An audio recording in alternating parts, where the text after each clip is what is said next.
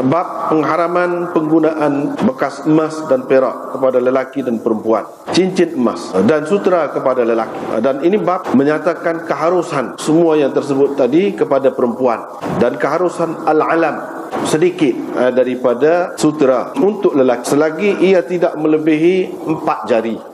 Dengan sanadnya Imam Muslim meriwayatkan daripada Muawiyah bin Suwaid ibni Muqarrin, katanya, saya telah masuk menemui Bara bin Azib. Saya mendengar dia berkata, Rasulullah SAW telah memerintah kami supaya melakukan 7 perkara dan melarang kami daripada melakukan 7 perkara juga. Beliau menyuruh kami menziarahi orang sakit dan mengikuti jenazah, yakni pergi ke kubur, dan mengucapkan yarhamukallah kepada orang bersin yang berkata alhamdulillah, menyempurnakan sumpah ataupun menyempurnakan sumpah seseorang yang bersumpah, menolong orang yang teraniaya, menyahut panggilan ataupun menerima jemputan orang yang menjemput kita, dan akhir sekali ialah mengumumkan, menyebar luaskan salam. Nabi SAW melarang kami daripada cincin ataupun beliau bersabda daripada memakai cincin emas dan minum dengan menggunakan bekas perak dan duduk di atas pelapik yang diperbuat daripada sutera dan daripada qassi, daripada memakai qassi, al-harir, istabrak dan dibaj. Itu semua sutera berlaku, jenis-jenis sutera lah. Nabi SAW melarang kami daripada memakai pelbagai jenis sutera. Imam Muslim dengan sanadnya meriwayatkan dengan sanad satu lagi, mithlahu, sama seperti yang sebelum ini. Bila kata mithlahu, dari segi lafaznya dan maknanya juga sama, kecuali yang berbezanya ni dengan hak sebelum ni, iaitu mengisytiharkan ataupun mengiklankan, mengumumkan barang orang yang hilang di tempat ibraril qasam. Itu saja beza dengan hak sebelum ni. Dengan sanad satu lagi serupa juga dengan hadis Zuhair. Dia kata ibraril qasam tanpa syak. Ni pula tanpa syak. Tadi ibraril qasam au al-muqsim, ada dengan syak begitu dalam riwayat yang pertama. Tapi riwayat ni ada juga ibraril qasam, tapi tak ada au al-muqsim, itu tidak ada. Yakni riwayat ini tanpa syak. Dan dalam hadis ini perawinya menambahkan Nabi SAW melarang daripada minum di dalam bekas perak, kerana sesungguhnya orang yang minum menggunakan bekas perak itu di dunia tidak akan minum menggunakannya di akhirat nanti. Lepas tu serupa sanak banyak tu nak cerita sikit-sikit perbezaan. Semua mereka ni menyebutkan serupa dengan makna hadis, bukan lafaz hadis sebelum ni, makna hadis sebelum ni. Itu saja. Ia serupa. Kecuali dalam riwayat ni menyebar luaskan salam, ditukar menjawab salam. Dan Nabi SAW melarang kami daripada cincin emas ataupun lingkaran emas. Dengan sanad satu lagi serupa juga tadi, tapi dia sebut wa ifsya'is salam wa khatamidz zahab, dengan tidak ada syak, au halqatiz zahab, itu tidak ada. Ifsya'is salam dan cincin emas atau lingkaran emas itu tak ada. Artinya riwayat ini telah dikemukakan oleh perawi-perawinya tanpa syak tadi. Itu bezanya. Hak lain sama. Tajuk Imam Nawawi, pengharaman penggunaan bekas emas dan perak kepada lelaki dan perempuan, dan cincin emas, sutera kepada lelaki, dan keharusan memakainya untuk perempuan, dan keharusan ada secebis sutera pada pakaian lelaki tidak melebihi 4 jari. Boleh lagi kalau ada di bahagian ni sikit, bahagian ni sikit, bahagian ni sikit, tak apa kalau tidak lebih daripada 4 jari. Itu tajuk Imam Nawawi buat ni. Imam Muslim meriwayatkan daripada Suwaid bin Muqarrin, katanya, aku masuk menemui Bara bin Azib. Aku mendengar beliau berkata, Rasulullah SAW memerintahkan kami melakukan 7 kali dan melarang kami daripada yakni melakukan 7 kali. Padahal banyak lagi hak lain, perintah ke larangan. Hak ni hak kalin ni. Kalin ni hak dia sebut sekali, serentak sekali begitu, inilah 7 perkara dia suruh, 7 perkara dia larang. Dia suruh apa dia?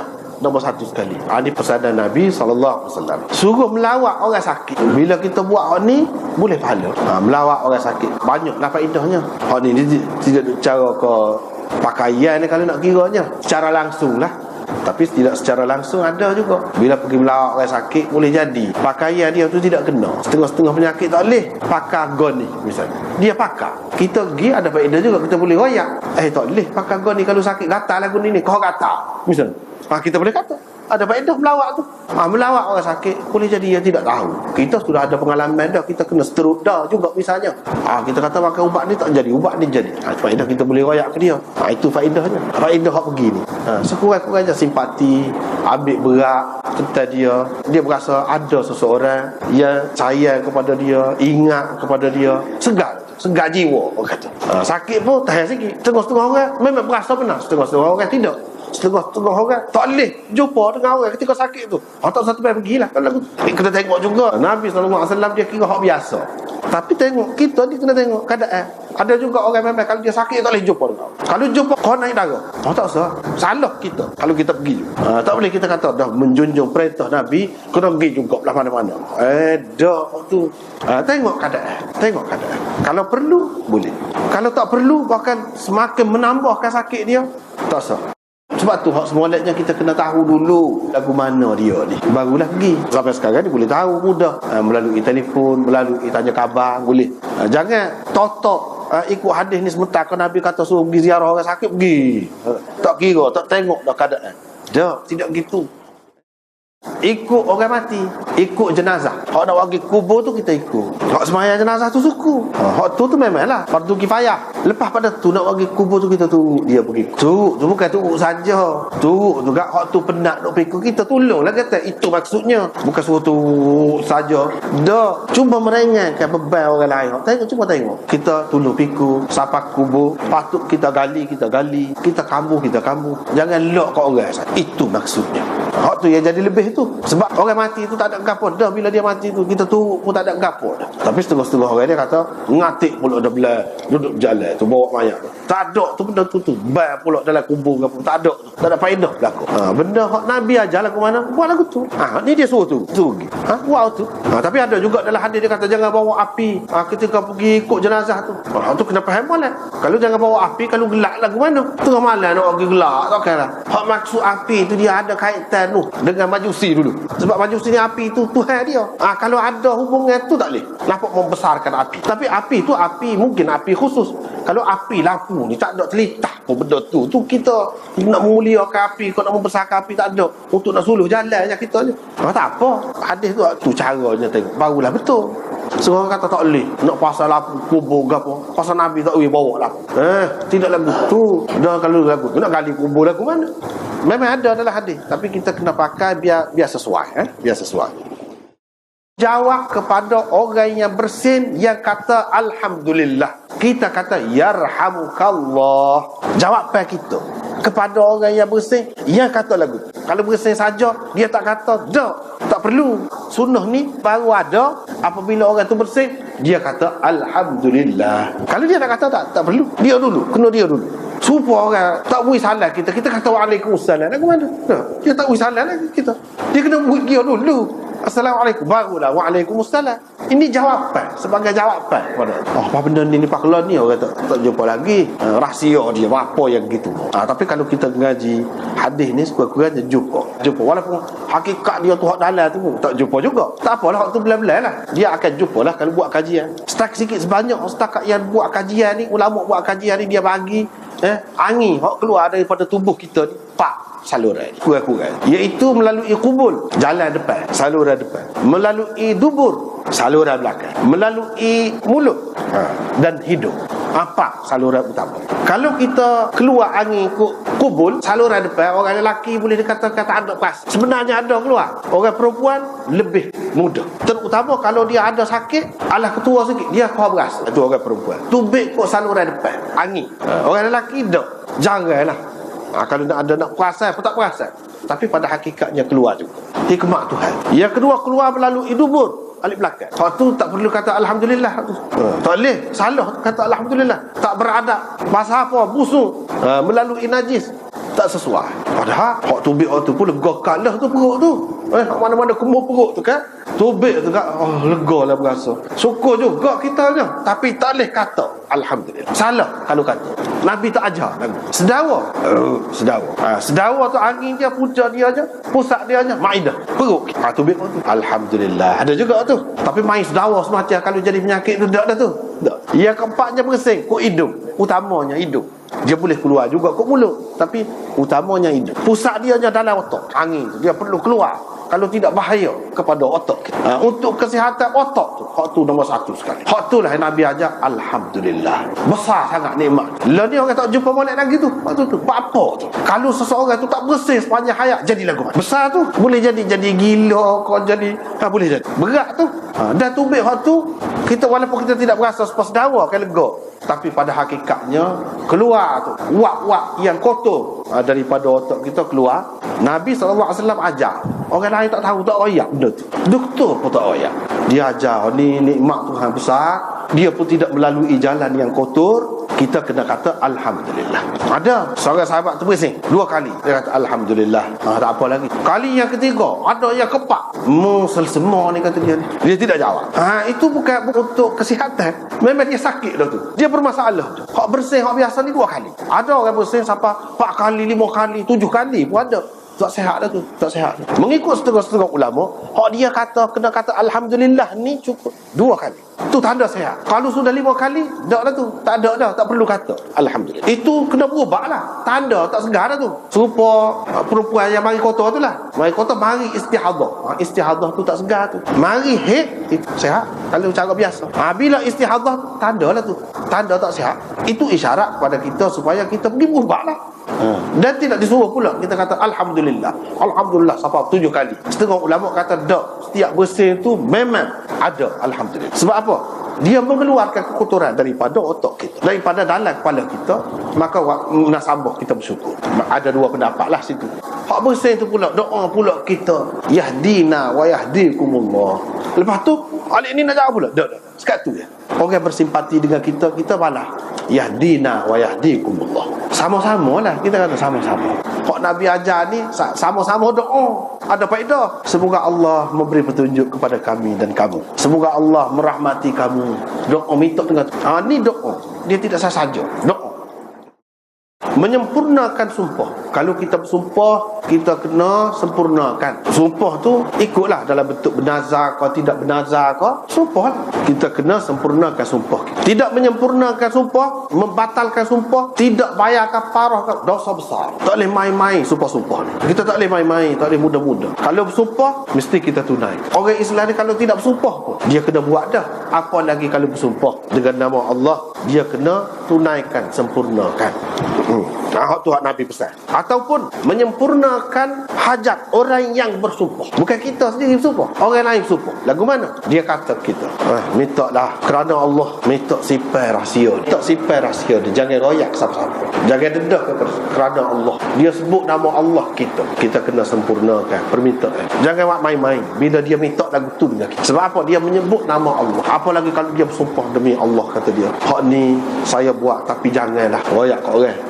Misal kita kena sempurnakan sumpah dia tu dengan kita jaga. Tapi kalau dia salah, kita ada 2 tanggungjawab. Kita jadi saksi, orang tu bersumpah jangan royak, tapi makan hak orang lain. Kalau kita tidak jadi saksi di mahkamah, boleh jadi hak orang lain akan hilang. Kita jaga dia. Tak boleh lagu. Sebab apa? Kita kena jaga Allah. Allah suruh jaga hak orang semua. Ni kalau berkait dengan dia saja, tak ada kena mengena dengan orang. Tak ada kena mengena dengan orang. Dia kerana Allah minta lah dengan kita. Kita kena tunaikan. Ataupun dia minta apa-apa dengan kita kerana Allah minta, saya perlu sungguh. Kena bui. Jangan tak bui kalau siapa lagu tu. Tapi ini pun dia bergantung pada keadaan juga. Terutama dalam masyarakat kita setakat ni, insya-Allah secara umumnya, bukan semua, bukan tiap-tiap satu, secara umumnya boleh kita pakai. Tapi setengah-setengah tempat hak mudah orang bersumpah. Sumpah semacam lagu tu jenuh bui lah kita ke dia. Sumpah semacam ni mudah sumpah. Lagu tu dalam keadaan tu tidak. Tidak wajib. Hak wajib ni, hak kena jaga ni lagu saat ni. Terutama benda tu tidak mengurangkan hak sesiapa pun. Hak orang lain tidak mengganggu hak sesiapa. Hak dia saja. Lagu tu kalau dia minta, ya. Apa lagi kalau dia minta tu tidak kurang apa-apa pihak kita. Kadang kita menunaikan duk dia. Kurang apa dia je dia. Kalau tak royak kau orang, kurang apa? Tak ada kurang apa kita. Bahkan kalau dia minta dengan kita, mintalah jaga anak saya ni, saya nak mati. Saya tak ada siapa kerana Allah. Tu kena lebih daripada orang lain tu. Kalau boleh, kalau kita senang, jagalah. Itu hak seorang saudara kita yang sama-sama Islam. Adik-beradik kita, dia nak pergi dah, dia suruh kita jaga. Budak ni tahu apa, kecil lagi. Kalau kita berada orang senang, kita kena sempurnakan hajat dia tu. Sumpah. Kalau sungguh kita tengok sungguh. Gitu. Hak tu jadi kurang hak kita tu. Tapi kita boleh pilih kan? Kita boleh pilih. Kalau kita berada, moleklah kita sempurna. Kalau kita tak boleh, ada saya baik dengan kita rayak ke dia. Saya ni siapa dia bersumpah-sumpah gini, tapi saya tidak mampu untuk memenuhi permintaan dia tu walaupun dia bersumpah. Kalau saya berada, saya sempurnakan hajat dia tu. Tapi kalau kamu nak sempurna, boleh. Kita cari orang lain kalau boleh. Orang tu dapat pahala besar juga. Nak bagi pahala yang kita hidup dalam dunia ni. Nak mati pula. Orang hak tak ada apa-apa, tiba-tiba orang bui lagu tu, jangan berasa beban. Itu peluang yang Allah SWT bagi kepada dia untuk dapat pahala akhirat esok. Itu peluang. Jangan kita kata, menyusah aku, mari royak aku, letak atas belakang aku pula. Jangan lagu tu. Kita tak mampu duduk dia, sudahlah. Ini hajat saudara kita. Allah SWT akan menunaikan hajat kita bila kita menunaikan hajat saudara kita. Itu dalam hadis. Sesiapa yang menyempurnakan hajat saudaranya, Allah akan menyempurnakan hajat dia di akhirat esok. Di akhirat esok banyak benalah hajat kitanya. Terusnya, menolong, membela orang yang dizalimi. Besar juga tu. Besar tu. Luah. Orang yang kena buat nyaya, kita kena tolong. Dalam apa bentuk? Dalam kemampuan masing-masing. Terutama kalau peguat. Bagilah. Dia tahu orang ni memang nyaya. Jangan kira pitih semata-mata. Jangan. Memang nyaya. Tahu dah jelas. Maka dia kena bela. Kewajipan kena bela. Bahkan tak boleh nak bayar, dia kena bela. Terutama kalau berkait dengan agama. Teranyaya tu dari segi agama. Hal lain-lain pun lagu tu juga. Membela orang yang teranyaya. Ahli politik pun boleh. Tak ada kerja menganggur saja. Bila menganggur jadi macam-macam. Kita mikir lagu mana nak peluang kerja. Tolonglah tu. Luah maknanya. Kita ada kemampuan gah dia. Orang jahil. Tolong. Kejahilan dalam penganiayaan itu sebenarnya. Nyaya tu banyak perkara kita tak tahu. Nyaya dunia akhirat akan agama. Tolongnya lagu mana? Mengajar. Tolonglah tu. Masing-masing bidang. Tolong orang yang teraniaya. Orang kafir. Inna syirka la zulmun azim. Syirik itu adalah satu kezaliman yang besar. Syirik, kafir itu sendiri. Zalim tu. Walaupun dia tidak bunuh orang, dia tidak ambil harta orang, kafir itu sendiri. Kezaliman itu. Dia anyaya ke diri sendiri. Saya masuk neraka. Nyaya. Kita pergi dakwah dia. Ajak dia masuk Islam. Tolonglah tu. Maksud sini ni luas. Sebab Nabi ni kecek di Nabi. Bila dia kecek, umat dia ni macam-macam. Bukan satu golongan saja. Bukan satu macam penganiayaan yang dihadapi oleh umat dia. Macam-macam. Dan orang yang boleh tolong tu pula macam-macam latar belakang. Dia tujukan kepada semua. Dan menyahut orang yang menjemput kita, orang yang panggil kita, kita terima. Jangan tolak. Terutamanya ulama-ulama katakan kenduri kahwin, ajak kita. Tak boleh makan pun tak apa, pergilah. Darah tinggi ke apa tu tak apalah, kita royak lah ke dia. Tak boleh makan daging ke apa, pergi. Itu tanda persaudaraan. Dia panggil kita jangan tak pergi. Kalau tak pergi ada sebab, tak apalah, royaklah. Sebab itu antara perkara yang mengeratkan hubungan kemasyarakatan. So, dalam artinya luas, orang yang ajak kepada benda molek, nak buat benda molek. Kita buat persatuan goni lah, kita tolong anak-anak yatim.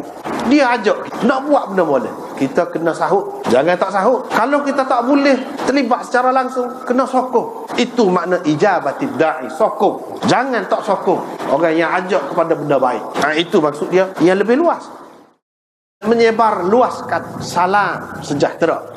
Bukan beri salam saja, Assalamualaikum saja. Memang hak tu pun salah satu. Hak tu lah hak asasnya. Sebar luaskan salam. Tanda kita orang Islam ni nakkan kedamaian, keamanan, keharmonian, keselamatan. Bila kita kata beri salam Assalamualaikum, seseolahnya kita kata mu tak serusi dengan aku. Tak serusi. Aku tak akan buat benda tak molek kepada kamu. Ni jaminan. Aku sebut nama Allah As-Salam. As-Salam. Allah yang memberi segala sejahtera, punca segala kesejahteraan. Aku sebut nama dia kepada kamu. Jaminan tu. Hak naknya lagu mana? Kata lagu tu asal dia. Jaminan keselamatan kepada orang depan kita. Dia pun rasa lega. Jaminan keselamatan. Harta benda, anak bini, nyawa. Kita tak tergugat bila orang kata kepada kita. Itu hak nak. Hak nak dalam bentuk yang lebih luas lagi, bukan sekadar kata Assalamualaikum tu saja. Apa makna assalam? Kalau kita duk buat kacau, naknya amal. Kan amal kan tenang kalau lagu tu. Hak tu lah hak kita nak. Hak kita duk harap, hak kita duk sebut, duk doa semua nak gap, nak amal. Kenalah cari sebab-sebab yang membawa kepada keamanan, kepada kesejahteraan. Jangan duduk cari sebab-sebab yang menimbulkan kekacauan, perbalahan pula. Bila kita kata begitu, seseorangnya kita berjanji dengan Tuhan kita nak boleh, nak aman, nak damai, nak sejahtera, tak saya kacau, tak saya. Kita tak saya kacau orang kacau kita pun tak saya juga. Kena umumkan keselamatan dalam arti yang seluas-luas. Apa yang perlu untuk keselamatan, apa yang perlu kita buatlah. Itu makna ifsyad. Bukan kata assalamualaikum saja. Waktu tu sebagai peringatan kepada kita. Dan orang kafir pun bila dia tahu Islam ni nak aman, damai, sejahtera, dia tidak akan takut tak tentu pasal. Dia akan percaya. Kalau boleh kita orang Islam, sebut orang Islam, orang yakin Islam, percaya Islam, sebut Islam, Muslim, mana orang yang memberikan keselamatan kepada orang lain. Kalau boleh pada waktu je untuk dakwah orang kafir. Dan dia larang kami daripada cincin-cincin ataupun syak perawi, melarang kami daripada memakai cincin emas. Kami itu maksudnya lelaki, bukan perempuan. Kalau perempuan tak apa. Kalau perempuan tak apa. Dan melarang minum dalam bekas perak, dan daripada memakai pelana ataupun bantal tempat duduk di atas pelana kuda dia letak, yang mana kulit dia tu dibuat daripada sutera. Nabi larang, tak boleh guna sutera. Ini semua ni untuk lelaki belaka, untuk lelaki. Wa anil qassi ni pun jenis sutera juga. Banyak jenis sutera. Wa an lubsil harir. Dalam hadis ni Nabi SAW sebut macam-macam jenis sutera. Semua ni sutera. Atas nama ni gapo-gapo pun kalau satu sutera tak boleh untuk lelaki. Untuk perempuan tak apa. Untuk perempuan tak apa. Kalau tak boleh apa? Jual tak apa. Tak boleh belaka. Dia sebut macam-macam nama ni sutera, dalam bentuk ni sutera kasar, sutera halus, sutera tebal, sutera nipis, tak boleh berlaku. Dalam bentuk pelana ke dalam bentuk apa pun tak boleh kalau untuk lelaki. Ini kelebihan orang perempuan pula di sini. Kelebihan orang perempuan, kemudahan untuk dia pula. Dan hadis yang kedua, sanad yang kedua tu lebih kuat. Cuma di tempat ibraril qasam ataupun ibraril muqsim ditukarkan dengan insyadid dhal. Itu bezanya. Nabi SAW pesan suruh isytiharkan. Barang orang yang hilang kita jumpa, suruh isytihar, buat pengumuman tentang barang hilang. Jangan ambil buat senyap, tak boleh. Terusnya hadis yang ketiga, serupa sebelum ni juga, cuma dia kata ibraril qasam dengan tidak ada syak. Au al-muqsim tu tadi, yang ini menyempurnakan sumpah. Kalau sebelum pada ni menyempurnakan sumpah orang yang bersumpah dengan syak gitu. Atau tapi di sini tidak ada. Dalam riwayat yang ketiga ni ada, iaitu menyempurnakan sumpah. Sumpah kita sendiri kita kena sempurnakan. Tidak ada syak. Tapi dalam riwayat yang ketiga ni dengan ada sedikit tambahan yang lain, iaitu tentang minum di dalam bekas perak. Ada tambahan yang tidak ada dalam riwayat yang pertama, iaitu tentang minum di dalam bekas perak. Sesungguhnya orang yang minum dalam bekas perak itu di dunia ini tidak akan minum dalam bekas itu di akhirat nanti. Hal tu ada dalam riwayat yang ketiga. Dalam riwayat yang kedua, yang pertama tidak ada tambahan ini. Dan dengan ada tambahan ini, maka sampailah maksud Imam Muslim buat tajuk ni, iaitu haram menggunakan bekas emas dan perak kepada lelaki dan perempuan. Menggunakan itu untuk minum, makan, perhiasan tempat duduk, misalnya kerusi ke ataupun katil ke. Kalau perhiasan untuk dipakai, cincin itu tak apa, cincin tu ni minum. Kalau lelaki cincin perak tak apa, buat minum gelas daripada perak, hak tu hak tak boleh. Ataupun katil tu katil perak, hak tu tak boleh. Lelaki kau perempuan kau sama saja. Sebab dalam hadis ni disebutkan siapa-siapa yang minum dalam bekas perak, dia tidak akan minum di akhirat dalam bekas itu. Ini sebagai hukuman dan pembalasan kepada dia.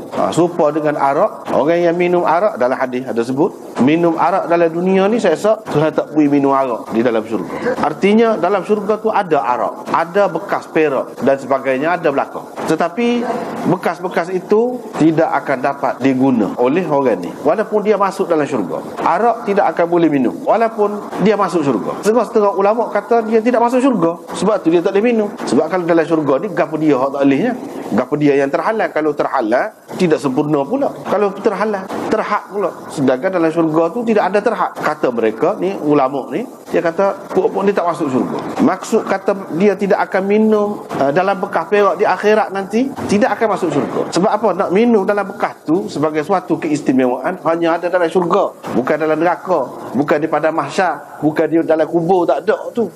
Di akhirat tu maksudnya di dalam syurga. Bila tidak minum dalam bekas tu, di akhirat nanti maksud dia di sebalik tu, itu bahasa kinayah, bahasa sindiran. Itu adalah sindiran kepada dia tidak akan masuk syurga. Lepas tu ulama-ulama lain tidak setuju dengan pendapat tadi. Dia kata apa tak masuk syurga? Masuk syurga ni kalau Islam masuk syurga lah. Apakah kalau seseorang tu minum dalam bekas perak dalam dunia ni sampai dia jadi kafir, sampai tak masuk syurga tu, adakah sampai berkat tu? Maka ulama golongan yang pertama tadi dia kata boleh jadi kafir. Kalau dia mengatakan halal, hak Nabi kata haram, dia kata halal, jadi kafir. Mengharamkan yang halal, menghalalkan yang haram, itu tidak ada hak umat. Sesiapa yang buat lagu tu jadi rosak akidah. Oleh kerana dia sudah rosak akidah, tidak Islam dah, itulah sebab tak masuk syurga. Dia kata. Hak ni pula kata tidak semesti semua orang yang minum dalam bekas perak ataupun emas ataupun orang yang minum arak dan lain-lain kesalahan tu, tidak semestinya dia mengatakan halal. Boleh jadi dia tetap menganggap benda ni haram mengikut agama dia. Kita orang Islam kata haram lah, tapi sajalah langgar gitu jelah. Deraka, tidak patuh kepada ajaran Nabi SAW. Tapi bukan makna bantah, bukan makna tukar hukum dia tu, tidak. Adakah orang lagu ni jadi kafir? Pula minum arak tidak dengan menganggap arak itu halal, tapi saja minumlah kerana kebodohan ke, kerana kedegilan ke, tidak patuh kepada agama, gitu saja. Supaya orang tak semaya. Dia bukan mengatakan semaya tu tidak wajib, tapi dia tidak semaya. Malah banyaklah sebab tu. Adakah jadi kafir? Kalau tidak jadi kafir, apa dia tak boleh minum dalam syurga? Kalau dia tak boleh minum, bermakna terbataslah. Kehendak dia nak tak boleh. Adakah dalam syurga ni gitu? Maka ulama kata tidak akan minum ni, dia kata gini, dalam syurga tu ada emas perak, dan orang-orang yang tidak minum dalam bekas tu dalam dunia kerana patuh kepada agama, dia akan dapat minum dalam bekas tu. Tetapi orang-orang yang melanggar perintah tu semasa di dunia, dia tidak akan dapat minum dalam syurga nanti, dengan arti tak ada lah benda tu, dia tidak berasa kurang apa tidak, cuma dia tidak akan dapat. Tuhan akan buat dia tu tidak berasa tak dapat kelebihan dia. Supaya ginilah kita kata orang yang dalam dunia ni, kebanyakan orang makan buah kan, sedap buah. Tapi ada juga orang yang tidak makan buah durian lah. Tapi ada juga orang yang tidak makan buah durian. Dia akan jadi lagu tu lah orang ahli masuk syurga saat ni pun. Jadi tak sih. Padahal itu satu kelebihan, kerugian lah kepada dia yang tidak makan buah durian dan sebagainya, kerugian. Tapi dia tidak berasa apa-apa. Bukan dia berasa dia nak tapi tak dapat. Bukan, tidak lagu tu. Tidak akan berasa begitu. Tapi pada hakikatnya kita katakan orang itu telah kerugian. Lagu tu masuk syurga. Tapi orang lain dia tak sih, tak terliur kepada. Ini beberapa hadis ni sebab dia serupa je. Cuma dia cara Muslim ni, kalau ada beza sikit, ni dengan syak, ni tak ada syak pun dia mari sanad yang cukup, sanad yang lengkap.